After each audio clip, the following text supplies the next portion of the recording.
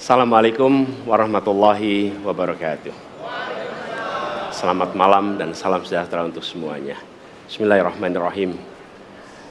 Negara hukum menempatkan hukum sebagai rujukan utama untuk memastikan hadir rasa keadilan, memberikan kebermanfaatan, dan memberikan kepastian kepada semua. Ini harus dipegang teguh oleh pemegang kekuasaan, baik yang di puncak dan seluruh jajaran. Tapi apa yang terjadi? Banyak aturan ditekuk sesuai dengan kepentingan yang sedang memegang kekuasaan. Apakah ini akan diteruskan? Tidak. Ini harus diubah. Ini harus dikembalikan. Kemudian kita menyaksikan betapa pada hari-hari ini tatanan ketika kita menyelenggarakan pemerintahan sering tidak sesuai dengan prinsip-prinsip hukum yang kita pegang. Karena itulah kami melihat perubahan ini harus kita kembalikan. Negara ini adalah negara hukum, bukan negara kekuasaan. Dalam negara hukum, kekuasaan diatur oleh hukum. Dalam negara kekuasaan, hukum diatur oleh penguasa. Dan kita tidak menginginkan itu terjadi. Pada saat ini, kalau kita lihat hukum itu harusnya tegak begini. Inilah hukum. Dalam kenyataannya, dia bengkok. Dia tajam ke bawah, dia tumpul ke atas.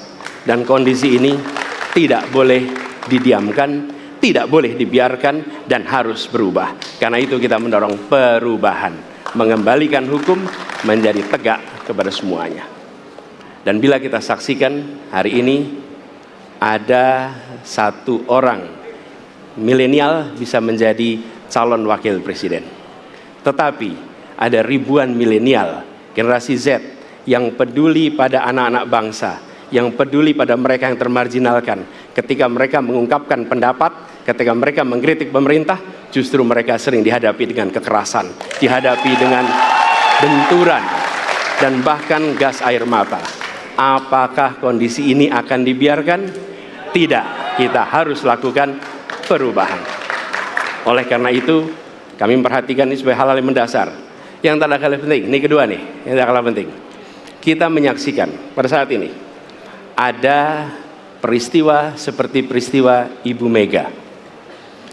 Ibu Mega Suryani Dewi, seorang ibu rumah tangga yang mengalami kekerasan rumah tangga, lapor pada negara, tidak diperhatikan, dan dia meninggal korban kekerasan. Apakah akan dibiarkan? Tidak, ini harus diubah.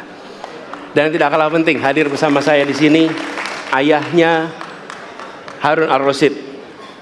Harun Ar-Rasyid adalah anak yang meninggal, pendukung Pak Prabowo di Pilpres 2019 yang menuntut keadilan pada saat itu. Protes hasil pemilu. Apa yang terjadi? Dia tewas sampai dengan hari ini tidak ada kejelasan. Apakah ini akan dibiarkan? Tidak. Ini harus diubah. Karena itu, kami mendedikasikan diri.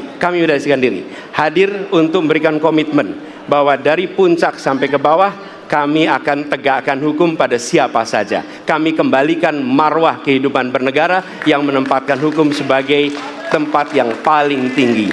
Dan ketentuan itu berlaku kepada semua, termasuk ketika menyangkut urusan ASN, menyangkut urusan TNI dan Polri. Terima kasih. Assalamualaikum warahmatullahi wabarakatuh. Terima kasih. Bapak Anies, kami persilakan kembali ke tempat.